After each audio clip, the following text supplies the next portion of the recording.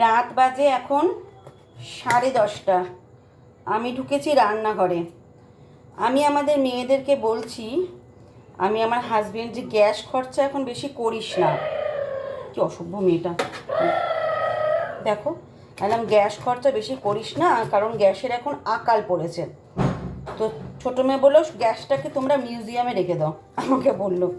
আর ঠিক আছে, একদিন কর, রোজ তো করবি না, একদিন কর। তো তার ও একটা নতুন রেসিপি দেখেছে পেঁয়াজের, কি সেটা করবে। তো প্রীতি আবার বলছে না, পেঁয়াজের রেসিপি হবে না, বেগুন ভর্তা হবে। আমি বললাম ভাই তোরা দুজনে দুটো কর, প্রথমে কে ঢুকবে আমি জানি না, আমার কাটার কথা, জোগাড় করে দেওয়ার কথা। আমি এখন বেগুন ভর্তার জিনিস কাটছি, এরপরে পেঁয়াজ হে ফুল হয়ে গেল। ঠিক আছে, কোনো ব্যাপার না, এমনি করেও দেওয়া যাবে। তো আমি এখন বেগুন ভর্তার জিনিস কেটে দিলাম, এবার পেঁয়াজ কাটবো। হাত তোমরা দেখতে পাচ্ছ, দুই বোনে এখন ঢুকেছে দুই দিকে রান্না করতে। বড় বোন করছে বেগুন ভর্তা, আর ছোট বোন করছে পেঁয়াজের কি রেসিপি। আরে মশলাটা তো আরে না না পুরো ড্রাই হয়ে গেছে, ওই জন্য হালকা একটু জল দিয়ে মশলাটা ভাজ, ভালো করে ভাজ মশলাটা, নাহলে কাঁচা গন্ধ থেকে যাবে। এবার কিন্তু রুটি আছে 2 2 4 5 6। এদের এই রেসিপি দেখে আমার এখন রাতে খেতে ইচ্ছা করছে। আজকে আমি রাতে খাবো দুটো। হ্যাঁ, দুটো রুটি এক্সট্রা করবো নিজের জন্য আজকে। আমারও 3টে করো। তো 3টে? ওমা, তাহলে রুটি করতে হবে আমাকে আবার। তা তোদের হয়ে যাক, আমি আটা মেখে নিই ততক্ষণ। তো দুই বোনে জবরদস্ত এখন রান্না চলছে। তো কেমন হয় রান্নাগুলো আমরা টেস্ট করে তোমাদেরকে জানাচ্ছি। হচ্ছে দুই মেয়ের মেনু। ছোটো মেয়ে করেছে এটা পেঁয়াজের ভর্তা নাকি, আর বেগুনের ভর্তা করেছে। সব আজকে ভর্তা দিয়ে খাওয়া হবে। অনেক দিন বাদে রাতে এরকম রান্না হলো। আমার বড় মেয়ের একটা হ্যাবিট আছে, ভীষণ ঝাল দেওয়া বাটিক আছে, ঠিক আছে। ওর ঝাল নাকি কম হয়েছে, আরও শুকনো লঙ্কা ভেজে আরও আমাকে এটা মাখতে বলে গেল। সবটাই ও করে দিয়েছে, আমাকে অবশ্য যোগাড়যন্ত্র দুই মেয়ে পিছনে করতে হয়েছে। এটুকুনি করে দিতেই পারি, ওরা করছে এই যে ভালোবেসে এসব ছোটোখাটো রান্নাবান্না, এটাই তো বড় পাওয়া। আর কি চাই, মা হয়ে একটু হেল্প করে দেওয়া তো উচিত, তাই না? এমনিতে তো রান্নাবান্না সেরকম থাকে না আমার, সকালের দিকে শুধু রবিবারই একটু থাকে যা। আর কয়েকদিন ধরে তো হাজব্যান্ড গ্যাসের জন্য, গ্যাস খরচা যাতে না হয় সেজন্য বাইরে থেকে রুটি তরকা সব নিয়ে আসছে। তো এটাও ভালো হয়েছে খেতে, এটাও ভালো হয়েছে খেতে। চলো সবাইকে খেতে দিদার এখানে সমস্ত রুটি রয়ে গেছে, সকালে রুটি রয়ে গেছিলো, আরও 3টে রুটি এক্সট্রা করলাম আমি। মর্নিং ফ্রেন্ডস, আজকে হচ্ছে নেক্সট ডে। কালকে তো ব্লগটা রাত্রেবেলা করে শুরু করেছিলাম, শেষ করতে পারিনি, স্বাভাবিক ব্যাপার। তো প্রীতি কলেজ চলে গেছে, প্রাপ্তি স্কুল যায়নি, ঘুমোচ্ছে। আজকে হাফ ছুটি, 12টায় ছুটি। তাই প্রাপ্তি বললো মা আজকে যাবো না। ঠিক আছে থাক। আর ও বাবা, এটা উঠাবো কী করে। তো আর হাজব্যান্ডকেও খেতে দিয়ে দিয়েছি, হাজব্যান্ড খেয়ে এই মাত্র বেরোলো। এখন আমি আমার খাবার নিচ্ছি, চাউমিন। বেশি হয়ে গেল কি? হ্যাঁ, বেশি হয়ে গেল আমার পক্ষে, এটা এতটা আমি খাবো না। আর সকাল সকাল দেখিয়ে দিই চলো কী রান্না বান্না হয়েছে। আজকে অনেক কিছু মেনু আছে, যেমন প্রথমেই হচ্ছে, দাঁড়াও ফ্ল্যাশ লাইটটা জ্বালাই, তোমাদের দেখতে সুবিধা হবে। ফ্ল্যাশ লাইট জ্বলছে না কেন ভাই, কী হয়েছে কে জানে। যাই হোক, এটা হচ্ছে পুঁই শাক মাছের মাথা দিয়ে, ঠিক আছে। এটা হচ্ছে কাটাপোনা মাছ, পাতলা করে ঝোল। এটা হচ্ছে একটুখানি ডাল, অন্ধকার অন্ধকার লাগলে না ভাল লাগে না। এটা হচ্ছে পটলের তরকারি, যেটা 3 দিন যাবৎ ঘুরছে আমার ঘরে। আজকে হাজব্যান্ডকে দিলাম, হাজব্যান্ডও খেলো না। আচ্ছা, এখানে হচ্ছে একটু শুক্তো, মানে শেষের পথে। এটা শুক্তোটাও কালকের। এই তো রান্না, বিশেষ কিছু বললাম, অনেক কিছু না কিন্তু। তো যাই হোক, চলো আমি এখন খেয়ে নিই বিছানাপত্র। নমো বিষ্ণু নমো বিষ্ণু নমো বিষ্ণু নমো বিষ্ণু নমো বিষ্ণু নমো বিষ্ণু।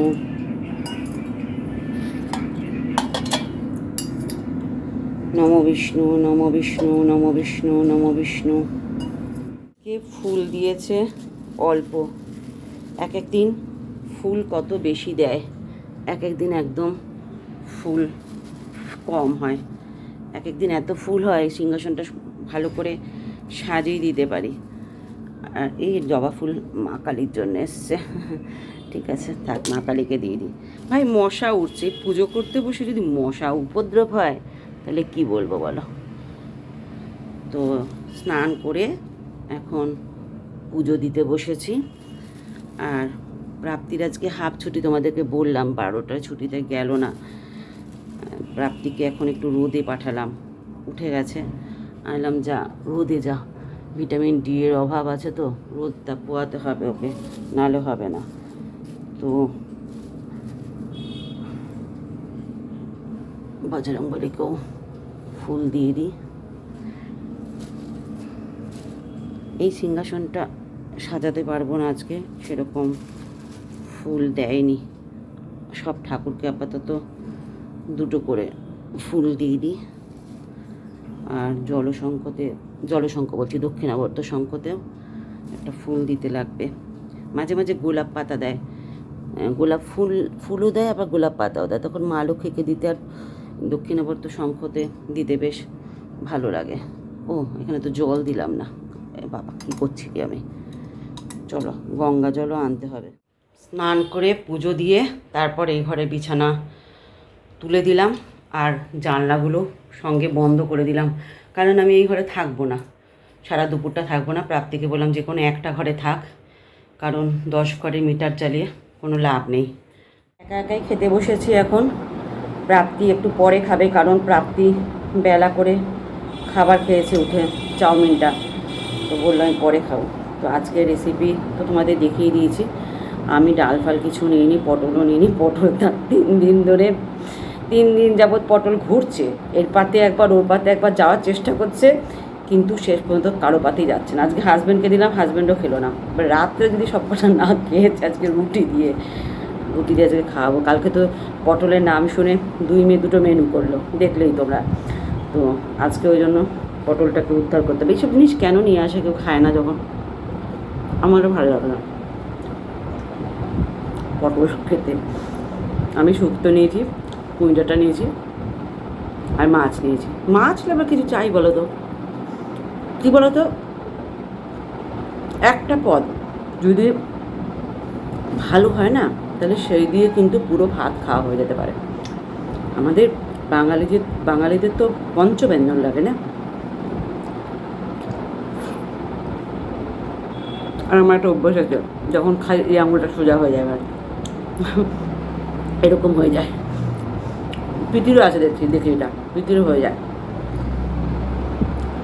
প্রাপ্তিকে ছাদে পাঠাবো ভেবেছিলাম, ছাদে এত রোদ্দুর, প্রাপ্তি পারিনি, চলে এসছে এখন বারান্দায়, রোদ্দুর আসছে, বারান্দায় বসিয়েছি যেন রোদ পোয়া। ছাদ থেকে দেখি গেল আর চলে এলো। কী করলি রে, বলে প্রচণ্ড রোদ্দুর। না, স্বাভাবিক ব্যাপার, এত রোদ্রে বসা যায় না। ওই সকাল 8টা-9টার যে রোদ্দুরটা,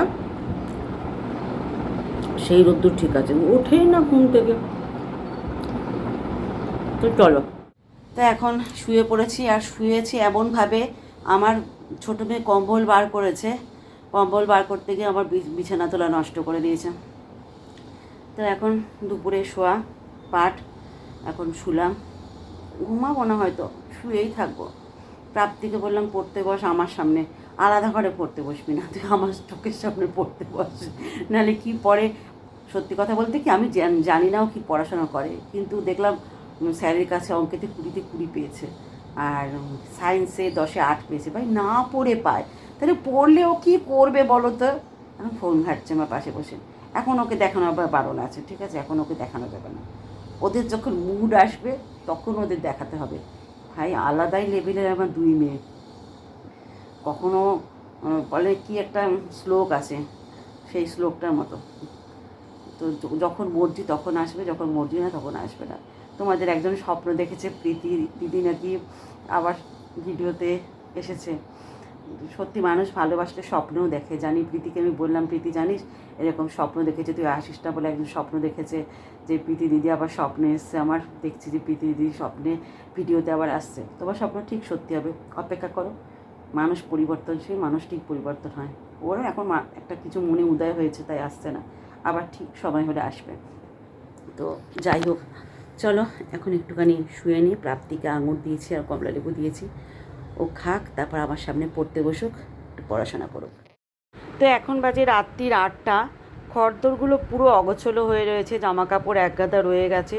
তো সেই সমস্ত জামা কাপড়গুলো মেলে দিচ্ছি বলছি, সরি, ভাঁজ করে রাখছি। আর মাসি আজকে এসে আবার কেচে গেছে, সেই এক লাট আবার রয়েছে বারান্দায়, সেটা আবার আসছে কাল আমাকে ভাঁজ করতে হবে। আর এদিকে বিছানাটা তছনছ করে রেখেছে, সকালবেলায় বিছানা গুছিয়েছি কিন্তু বিছানাটার অবস্থা যা তা করে রেখেছে প্রীতি এখনও আসেনি। প্রীতি আসতে একটু দেরি হবে, বন্ধুদের সাথে ঘুরতে গেছে, কলেজ লাইফটা এনজয় করে নিচ্ছে। আর তো একটা বছর আছে, তারপর কে কোথায় চলে যাবে তার নাই ঠিক। তো যাই হোক, চলো বিছানাটা পরিষ্কার করে নিই। একটু ঘরটা একটু ফিটফাট থাকলে কি ভালো লাগে, মনটাও ভালো লাগে, ঘর দোরও দেখতে ভালো লাগে। তো ওই জন্য আবার একটু বিছানাটা ঠিক করে নিচ্ছি। বই খাতা ছড়িয়ে ছিটিয়ে রেখে প্রাপ্তি চলে গেছে, সব এখন সুন্দর করে রেখে দেবো। কারণ হাজব্যান্ড বাইরে থেকে আসবে, সে যদি দেখে ঘর অগোছলো, তখন তা দেখবে ছেলেদের একটু ঘর গোছানো থাকলে বাইরে থেকে আসলে তাদের মন ভালো থাকে যে না ঘরটা গোছানো আছে। আর এই ঘরেই তো হাজব্যান্ড হিসাব করতে বসে না, ব্যবসার সমস্ত জিনিস নিয়ে হিসাব করতে বসে, তখন যদি ঘর অগোছলো থাকে কেমন লাগে। বিশেষ করে বিছানা দেখো কী না করেছে, এক্সটেনশন কর্ড থেকে শুরু করে সব কিছু বিছানার উপর রেখে দিয়েছে। এখন ভালোই হয়েছে, এক্সটেনশন কর্ড নিয়ে ওরা চার্জে দিয়ে শুয়ে শুয়ে ভিডিও ঘাটে, ফোন ঘাটে, জানো না। রাত বাজে 12:30, এই বোধহয় অনেক মাস পরে আমরা সবাই তাড়াতাড়ি শুচ্ছি। সব ওই গেল আমার ফোন।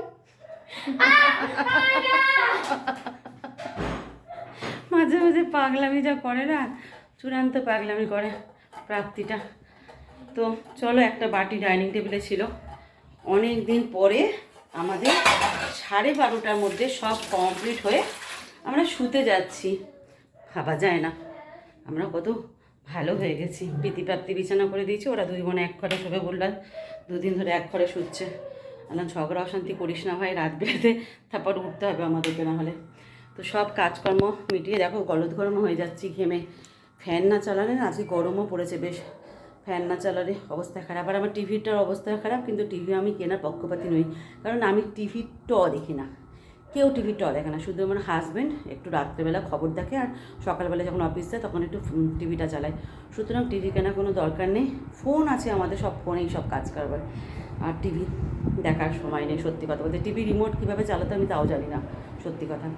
তো যাই হোক, আজকে ব্লগটা কী দেখালাম না কিছুই জানি না। যদি ব্লগে কিছু ভালো লেগে থাকে তাহলে একটা লাইক, কমেন্ট আর শেয়ার আর সাবস্ক্রাইব করতে কিন্তু ভুলবে না। তো চলো, আজকের মতো গুড নাইট, শুভরাত্রি।